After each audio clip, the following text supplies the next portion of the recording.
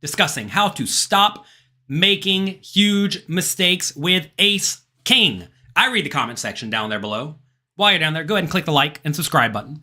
A lot of you have trouble with ace king because, to be fair, it's a really good hand pre-flop, but often post-flop it is a marginal made hand. If y'all can hear me, please let me know just so I know that we are good, because we are live. Y'all appreciate the live videos? Let me know. We can record this stuff ahead of time. I like it live, though. Recognize, understand, accept, ace king is one of the best hands in poker. It's not a junky drawing hand. No, it's one of the best hands. But when you play it poorly, and you certainly can, it can lead to losing huge pots and only winning small pots, which is a disaster. So in this webinar, you today are going to learn how to stop going broke when you're behind with ace king. Also, how to play post-flop with ace king when you miss the flop, and when to confidently get it all in pre-flop. So, number one, stop overplaying ace king pre-flop. It is one of the best hands, especially against wide ranges, but against very tight ranges, ace king does not do well at all. And what a lot of people do wrong is they raise and re-raise and re-raise and re-raise with the ace king to the point that the opponent loses all of the marginal hands in the range that ace king does great against, like ace jack, ace queen, ace x suited even. If your opponent starts folding out all those hands and you're getting it in against exactly aces, kings, queens, and ace king, and maybe not even ace king, your ace king is going to be toast. So you want to make sure that you study spots to call with ace king preflop instead of shoveling all your money in, especially when you're playing deep stacked in cash games where 3-betting, 4-betting, 5-betting ranges should be very, very strong. So let's look at two examples where a lot of people mess up. Let's focus on this chart over here. First, we are 100 big blinds deep. You are in the low jack versus a small blind 3-bet. This means you raise from the low jack seat, which would be first to act if you were playing 6-handed. It folds around to the small blind, and then they 3-bet you. Okay, notice your low jack range to begin with. All these hands that are not grayed out. This is a pretty strong range. It contains every ace x suited, king 7 suited and better, ace jack offsuit and better, queen 10 suited and better, jack 10 suited, 10-9 suited, and pocket 5s and better, plus a few other hands. This is a spot where your range is pretty good to begin with. The small blind in this scenario, therefore, must also have a very strong range to put in the 3-bet. Now, if your opponent in the small blind is absurd, and they're going to be 3-betting with all sorts of nonsense, then ace king becomes way better.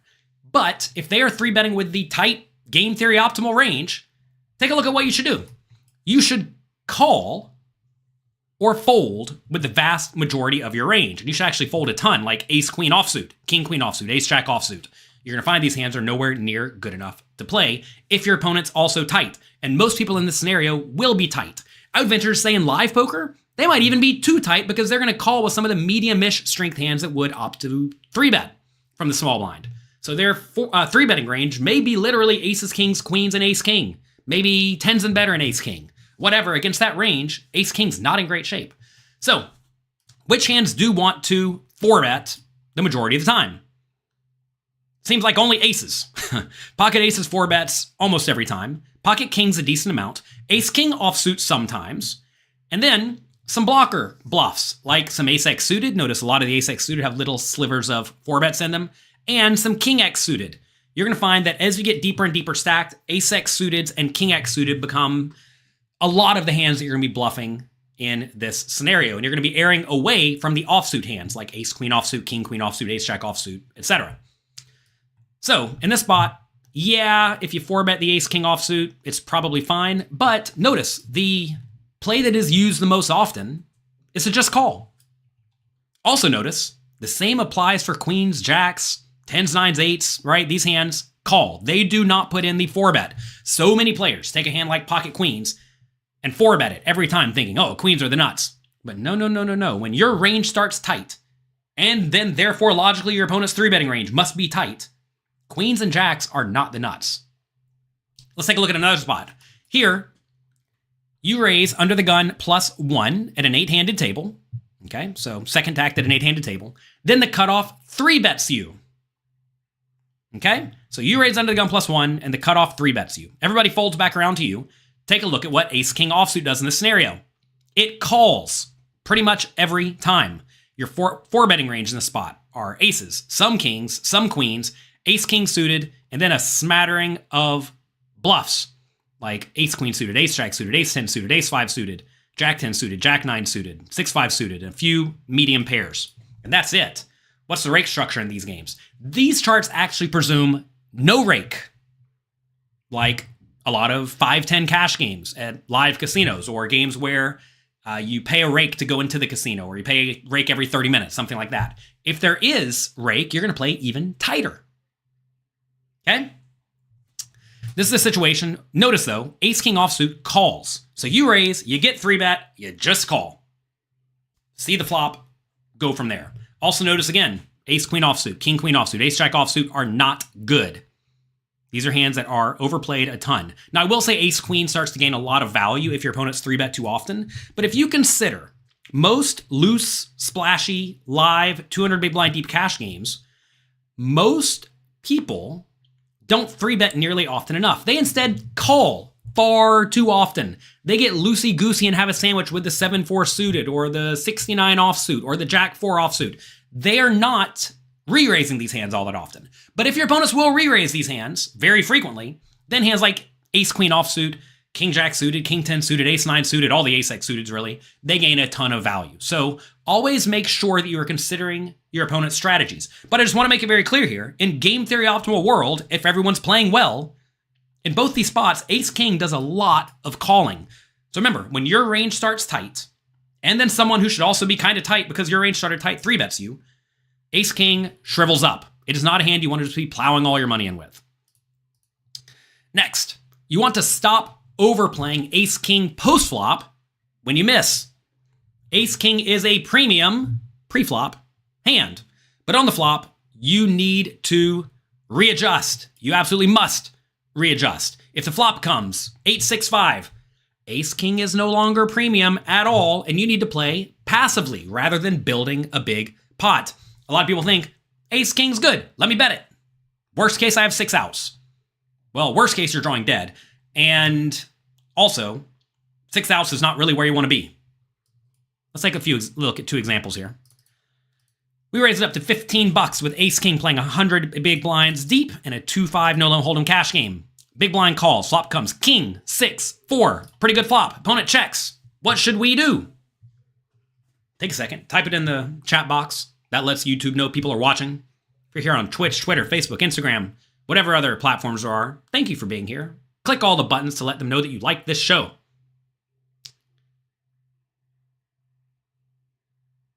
C-bet. Yeah, but how much? King, 6-4, 2 clubs. We have no clubs.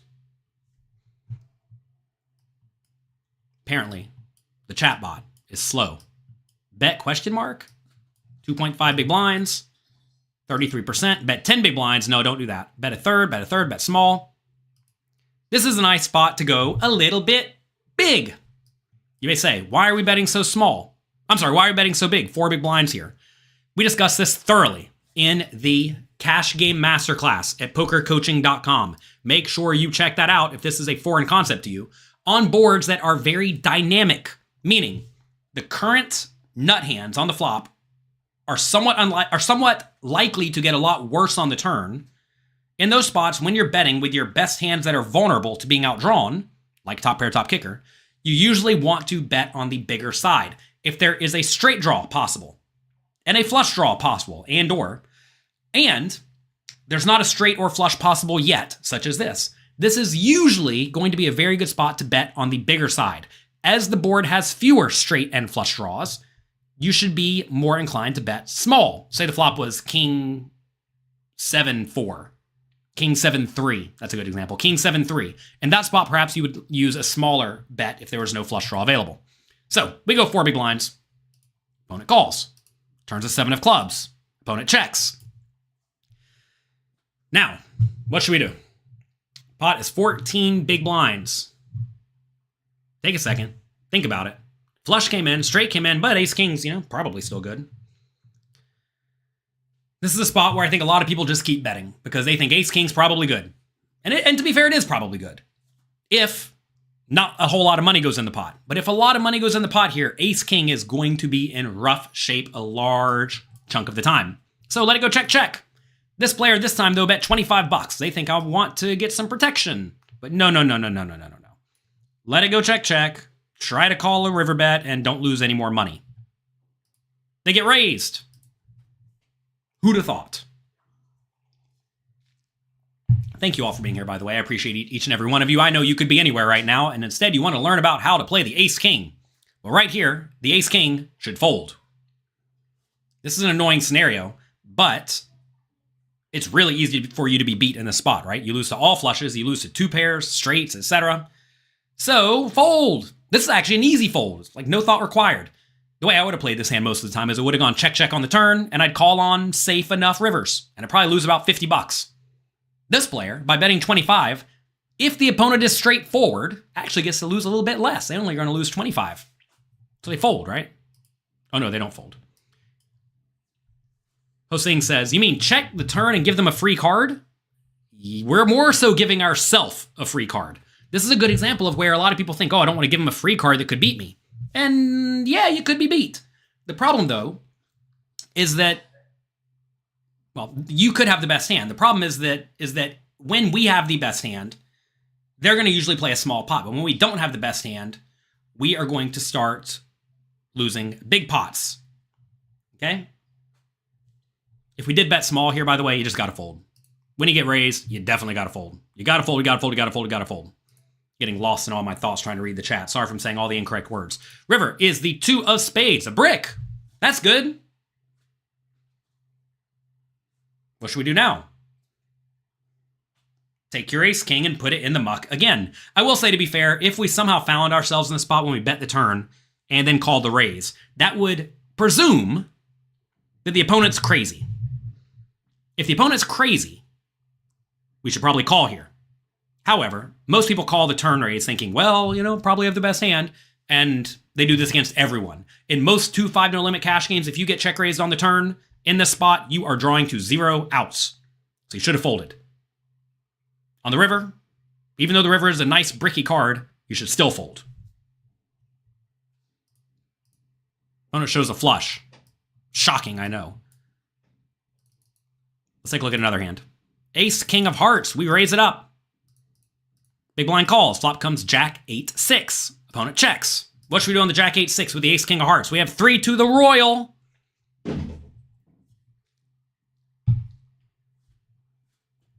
Three to the royal. This is a flop that should be excellent for the big blind. Why? Because they're going to call preflop with all sorts of stuff like king jack, queen jack, jack 10, jack 9, jack 8.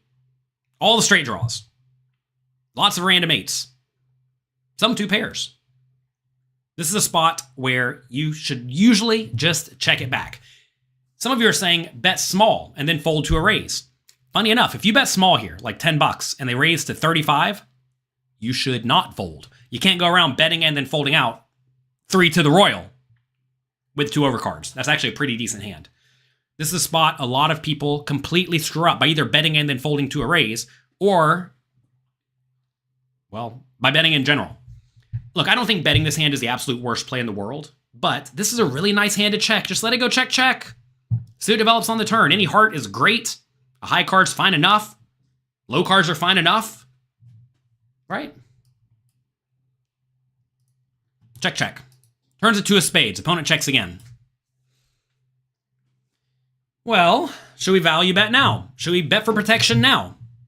As Honsing said earlier, should we bet for, we probably have the best hand. That's usually not good logic when it comes to betting in spots like this.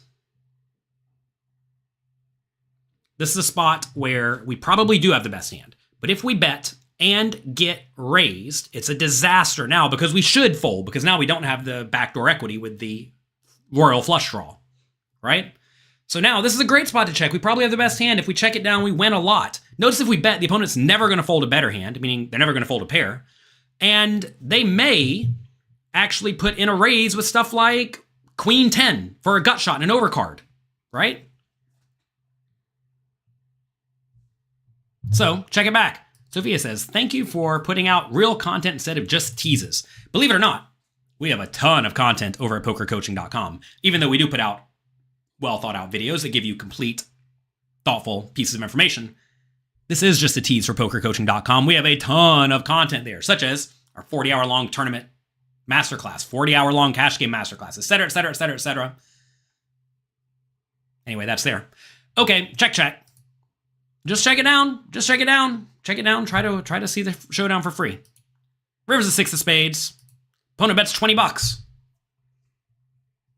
What should we do? The opponent will never put in money on the turn when we have the best hand? No, they're going to call with any straight draw. Problem is they might raise with a straight draw, and that would obviously be a disaster. This is your very first live, says Sisters. Welcome. Hope you're enjoying the show. Make sure you click the like and subscribe button. I appreciate it. Maxwell says, call. L. Jr. says, call. Monkey says, call sometimes. Bunny says, call. Everybody wants to call here. Oh, now I have some folds. Eric wants to fold.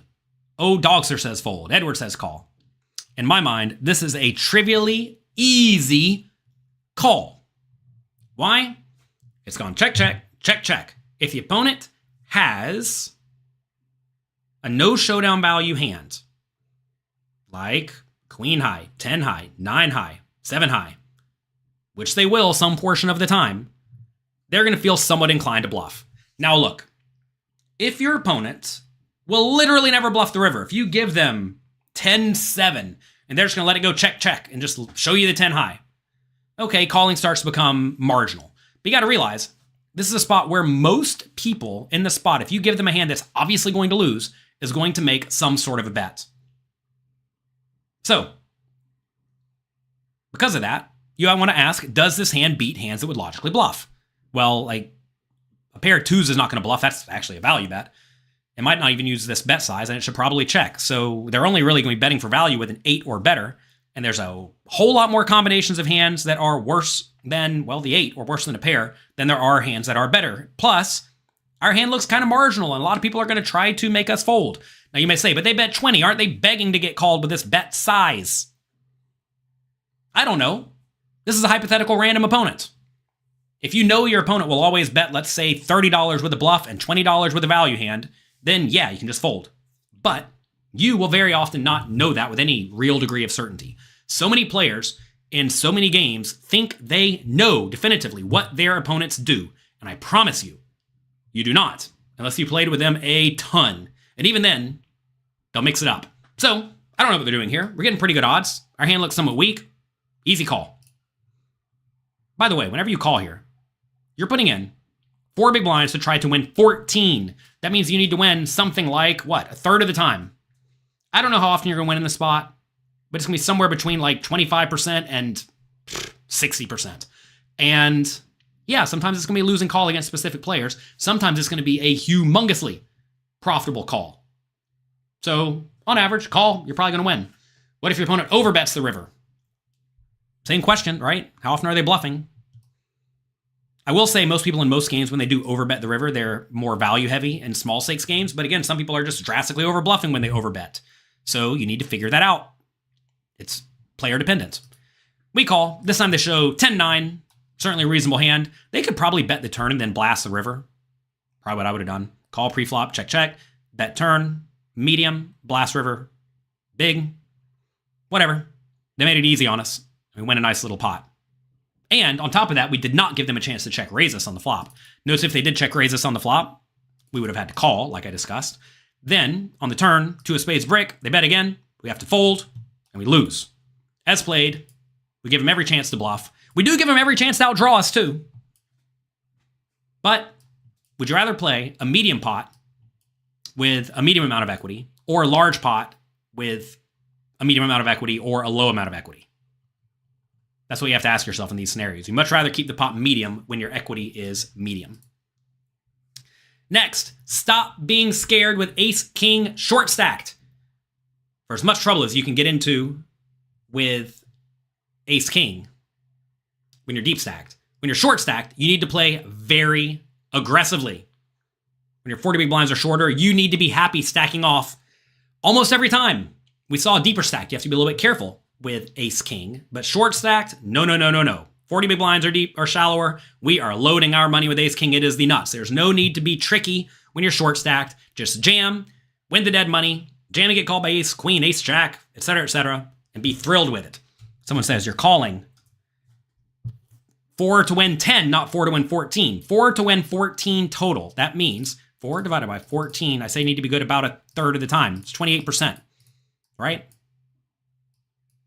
Whenever you're figuring out how often you need to be good, you take the total, or the amount you're calling, divided by the total you can win. It means you need to be good 28% of the time. Like I said, it's going to be somewhere between like 25 and 60 that we're good. Obviously, that's a good risk-reward ratio.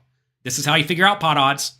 You always want to look at the amount you have to call divided by the total you can win, which includes your call, because when you call and win, you get that money back.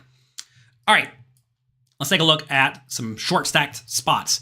Here we have 30 big blinds deep, under the gun versus a cutoff 3-bet. Okay? This is a spot where we raise under the gun +1. We get 3-bet. Ace king is all in every single time. We're happy. We love it.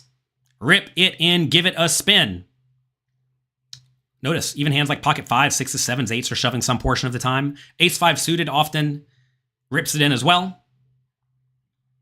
Ace queen offsuit is often all in as well when we start to get somewhat shallower. Remember, this is very different compared to this earlier spot. Under the gun +1 versus the cutoff 3-bet 200 big blinds deep. Ace king just calls, right? We literally looked at the same scenario a second ago, but 200 big blinds deep, you don't even re-raise the ace king offsuit. Here, though, we happily get our money in. Okay? 30 big blinds deep. Small blind versus a cutoff raise first in. So this is when the cutoff raises, and then it folds to us in the small blind. We just rip it all in with ace king, ace queen, ace jack, king queen, the medium suited high cards, king 10 suited, queen jack suited, queen 10 suited, jack 10 suited, lots of small and medium pairs, and again, some ace 5 suited, ace 4 suited, ace 2 suited type stuff. Okay? From out of position, when you raise and get 3-bet, or when someone raises and it's on you, you're going to find that you often want to just shovel the money in. Do not be a nit. Do not re-raise small. Notice you are re-raising small with aces, kings, queens, jacks, ace, king suited, ace, queen suited, ace, jack suited, king, jack suited, ace 10 suited, just straight for value. And then with some bluffs, they can 3-bet and then fold to a shove, which are mainly going to be blocker hands. As we see in this scenario, ace 10, ace 9, ace 8, ace 7 offsuit. Something a lot of people do very wrong in this spot when you're 30 big blinds deep, the cutoff raises to 2, and it folds to you in the small blind. They never bluff. Not all in. They literally re-raise small with all of these hands in light right up here, the hands that are super nuts, and they never, ever re-raise small with the blocker bluffs, and this is a big mistake. Something I found when a lot of people look at GTO trainers is that you'll get a bad score if you say to re-raise small with ace 9. Even though it's clearly listed here, re-raise small about 30% of the time. If you never re-raise it, you're making a blunder and you're going to be easy to play against. You do not want to make yourself easy to play against. You need to have bluffs in your range. That said, today's talk's about ace king. Ace king offsuit, easy all in these scenarios. So, how to stop losing with ace king. Number 1, stop overplaying it pre-flop with deep stacks. Number 2, stop overplaying it post-flop when you miss. And number 3, be aggressive with an ace king when you are short stacked. You should be using this strategy at any time in the tournament. Pretty much, especially if you're in a scenario with payout implications, ace king is a really good hand to blast it. What do blue hands mean? Blue hands here mean that you raise them and then you're going to fold them. You see right here we have a legend. It says fold. I know we don't have the legend here, but the blue hands are that you are going to fold in this scenario. The 2024 World Series of Poker is right around the corner. That's exciting. Is anybody playing? If you're playing, let me know. Type it in. If you're thinking about playing, or if you play tournaments in general, now is the time to prepare. And right now, today, you can save up to $1,000 when you join Poker Coaching Premium. A major benefit of joining Poker Coaching Premium is that you get access to my 180-part tournament masterclass. 180 parts sounds like a lot. They're all short, though. They're bite-sized segments so that you can sit down and study whenever you want. If you play tournaments and you have not gone through my tournament masterclass, this is the place to start. I will teach you everything you need to know to develop good, strong, fundamentally sound strategies. And we'll give you lots of heuristics, rules to help you know how to navigate all sorts of common spots. Literally, with Ace King offsuit, I just gave you one, right? I gave you 3, but the short stack scenario is a good one. You should not be calling with Ace King offsuit when you were shallow stacked pretty much ever. That's a heuristic that you can stick to, and it's going to be right 99% of the time. Also, if you're a Poker Coaching Premium member, you get access to this brand new series, How to Crush Every Stage of a Tournament, with my uncle, Shannon Shore. Shannon Shore has been one of my best friends in poker since I was, 18 years old? Over 20 years? That's crazy. In this series, he reveals his strategy for every stage of the tournament by going through a hand history from the GG Poker WSOP monster stack that he made a very deep run in. He's going to show you a lot of baseline strategies, but also how you should adjust to take advantage of the mistakes that your opponents will be making. Next, premium members also get full access to my new course. We just put it out a week or so ago, where I go through lots and lots of hands that I played on my recent win of the Poker Go Cup. I was fortunate there to win a $10,000 buy-in tournament and a $25,000 buy-in tournament, and I had a 4th and a 6th or something like that. It was a crazy series. It's always good to run hot. And we go through all of the major hands I played in that $25,000 buy-in win, and we use Poker Go's footage. They let us do that. So you have both hands before the televised stream and after. Next, we have a whole series on how to crush the WSOP. It is a 30-day long course that will get you prepared to crush tournaments in just 30 days. Our coaches, these guys all here, will take you through preflop, postflop, ICM scenarios. Also, we'll discuss final table spots. These guys are all crushers. They all have had great success at the World Series of Poker main event. These two guys both. Did Matt Affleck final table or he bubbled it? Remember when he bubbled it? He's probably never going to live that down. Google Matt Affleck final table crying. Aram Zobian, he's been crushing it. He just won the, what was that thing called? He won the US Poker Open in this gigantic Eagle trophy. It's like literally this big. It weighs like 70 pounds. He's very nice, by the way. He just traveled to Japan and out of the blue came up to me and said, hey, I have some green tea for you. I hear you like green tea. He gave me some green tea. Super sweet. Speaking of Aram, he discusses how to run deep and large field tournaments. He teaches you how to navigate the World Series of Poker main event and other tournaments like the 3,000 person tournaments that you'll encounter in those games. He's done it multiple times. He made the World Series main event final table, cashed for $1.8 million, and he's been crushing gigantic field online tournaments as well. We have more tournament content, this time from Rampage Poker. He's trying his best to get good at poker. Bless his heart. We got him some coaching from Brock Wilson. And in this series, you are going to see Rampage and Brock review a bunch of hands that Rampage played in the past. And funny enough, as soon as they started working together, Rampage finally binked a tournament. Would you believe that?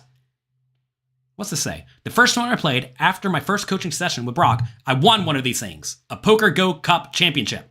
It's ridiculous. One coaching session and you win a high roller.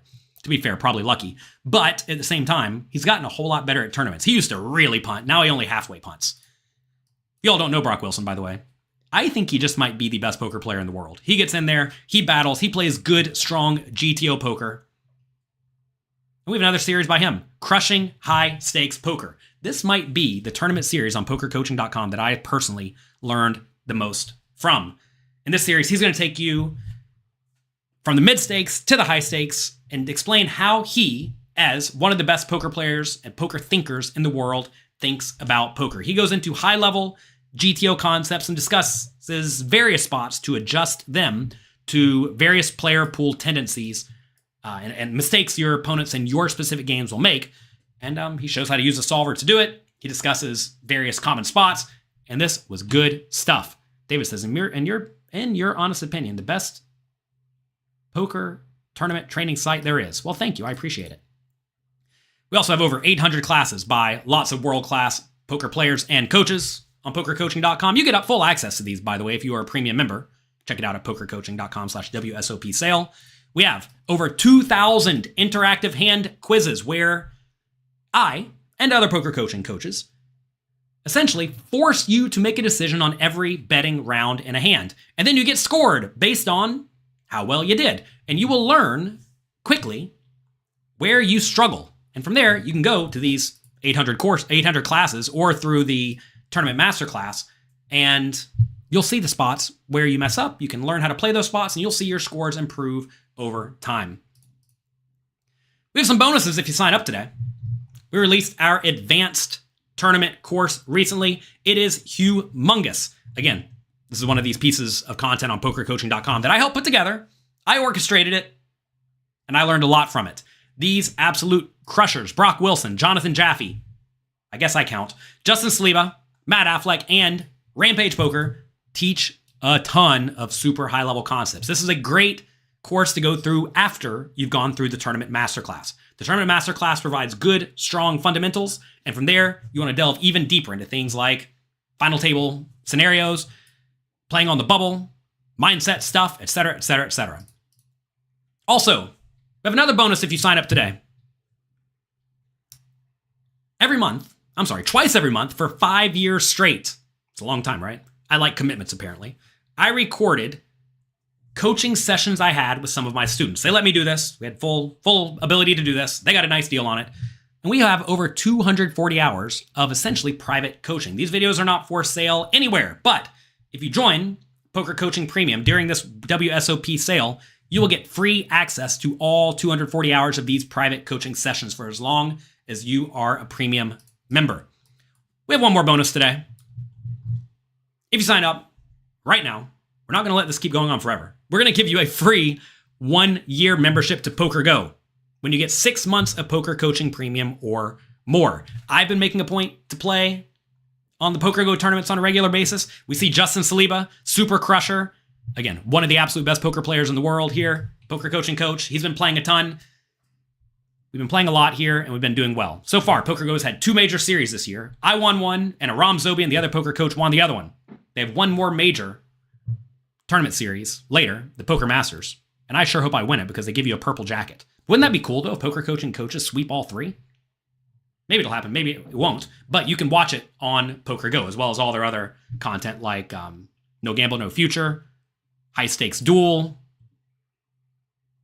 High Stakes Poker. I'm like, what's the name of High Stakes Poker? That should be an easy one. High Stakes Poker. It's all on there. Plus a ton of World Series content. Look, if you want to watch the World Series of Poker, you might as well sign up to Poker Coaching, get access to all of our training, and you'll get a free Poker Go membership. So, that's what we're offering. This sale ends April 29th. You can see pricing here. 12 months, $764. Wow, that is way too cheap. We're going to stop giving discounts like this. Believe it or not, we actually are. Woo! We have a lot of stuff we've been working on at Poker Coaching too. I'm excited for it. We can't tell you about it yet because it's not 100% ready. Ooh, but I'm excited. We've been working hard. Don't decide now, by the way. Just say maybe. Unlike a lot of other sites out there, you can try Poker Coaching Premium completely risk-free for 30 days. If you are not thrilled about Poker Coaching Premium, you don't like it for whatever reason, I don't care why. If I don't help you improve your poker skills, I do not want or deserve your money. So let us know within 30 days by sending an email to support@pokercoaching.com. We'll give you a full refund, 100%. I really am serious, by the way. If I don't help you, I do not want your money. Because I don't deserve your money. If I help you a lot and you get a lot better at poker, yeah, you can pay me. I'll take it. Is the advanced cash game course included in Poker Coaching Premium? It is. We didn't even talk about that today. We are talking about the World Series of Poker and tournaments, but we have a cash game masterclass, also humongous, that will teach you everything you need to know to crush cash games. Also, we have a advanced cash game course, which again goes very, very deep into all sorts of cool, intricate spots. We have a ton of content on Poker Coaching for both cash games and tournaments. Also spin and goes. Also, we are potentially branching out into PLO content. Adam Hendricks just put out his first course as a bit of a teaser to see if you all like that kind of stuff. We've hired one more coach we can't announce yet. One of the biggest winners in poker, which is a lot of fun. And, that's that. That's what we have for you today. You can check it out right now at pokercoaching.com/WSOP sale. As Josh says, even though we talked about tournaments today, there is a ton of content. One thing a lot of people struggle with when they sign up to Poker Coaching is they don't know where to start.